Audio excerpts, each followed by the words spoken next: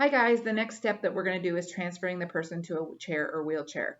We are going to transfer to a wheelchair in most instances. You'll need for supplies lap blanket, bath blanket, transfer belt. It says if needed, but we will always use one for this skill. Paper or sheet for that barrier, robe, non-skip footwear, or seat cushion if needed, and I'll talk about the seat cushion a little later. Again, step 3, you need those 2 identifiers. Step 4 is hand hygiene, which will be with hand sanitizer. Again, step 5 with that privacy, giving some sort of indication that they know that they need to provide privacy for that patient and what that looks like. Step 6, those supplies. Step 7, it decides which side of the bed to use. Now, they may have a conversation about, if someone's a really deep thinker, they may even say, well, about the weak side, strong side. We also want them to make sure that furniture is out of the way. And when you're testing them, put the bedside table there. Make it blatant so stuff is in the way and they have to move it, so it's safe. That will earn them those points in step 7. Step 8 is a critical. It deals with those wheelchair foot plates, and it's making sure that those plates are raised up and that they're either removed or that we swing them out of the way. That is a huge safety thing. We would not want them transferring those with those pedals down. Position the chair or wheelchair near the bed on the person's strong side. If at the head of the bed, it is faced to the foot of the bed. If the foot of the bed, it's faced to the head of the bed. And what that means is just, what direction that they're going to face the wheelchair. And they may tell you that they looked at the care plan and that they determined which was the weak side or strong side. Again, facilitating instructors, very important when you're facilitating during those peer checkoffs. Bring that to their understanding so they can make a note that to check the care plan and determine that we have to make sure that there's no weak side, strong side. Make sure there's no, so we know which way to face that wheelchair. Step 9, this is actually telling them to check the care plan. So they need to make, some statement, and this is where that cushion comes in.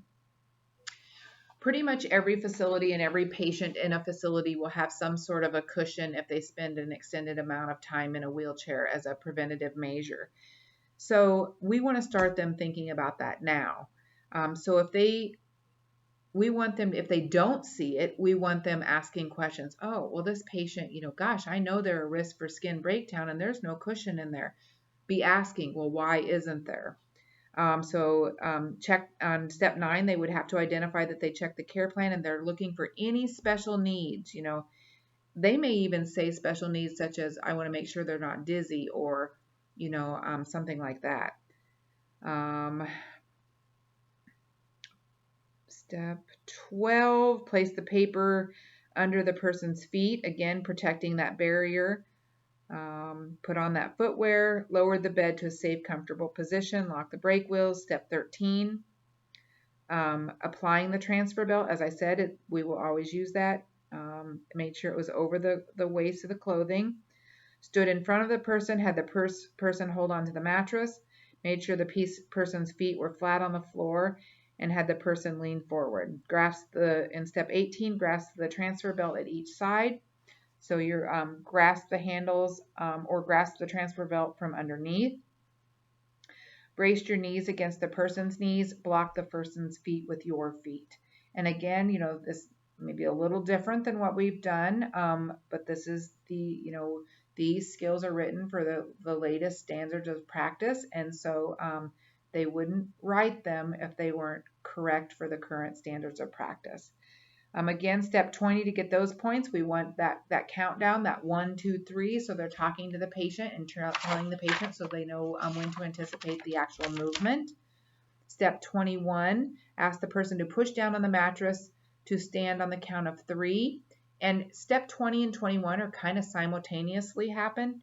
happening. And I kind of explained to the students today that it's really hard because so many of these things happen all, at the same time. So it's really hard to reflect on a 2D piece of paper a 3D thing that's taking place. It's just hard sometimes because all of this stuff is taking place. Supported the person in the standing position, held the transfer belt, continued to prevent the person from sliding or falling. Help the person pivot or turn so the person could grasp the arm of the chair or wheelchair, and then so that the legs touch the edge of the seat. Step 24, continued to help the person pivot and turn until the armrest was grasped. Lowered the person down. Again, they could be talking to this patient. Okay, go ahead and sit down. The chair's behind you. Those are the kind of things. To assist the person, lean forward and bent their elbows and knees. And step 25. We want to make sure that they're all the way back to the back of the seat. Make sure they're good alignment. You can visually see or they may ask the patient, okay, does that feel okay? Does that feel like you're at the back of your seat? Now, they may ask the patient in step 28, do you want a lap blanket for your lap? If the patient says no, they've identified it. They'll still get the points for 28 if they ask and don't put it on. We also want to make sure that they if they do use the lap blanket, making sure that it is up out of the way so it's not a safety concern in front of the wheels on the wheelchair. So any of those are combinations they can get that point. Let's see. Step 30, position the chair as preferred. And how they would earn that point is they would say, are you okay sitting here? And that patient would say, okay. Asking the patient if it's okay or do they want to go somewhere else. That's how they earn that point. Place the call light or other personal item in reach for 31. And then the rest of them are pretty much the same as everything else. Any questions, go ahead and please respond or reply to this discussion, and let's start a great conversation between all of us in regards to transferring the person to a chair or wheelchair. Have a great day.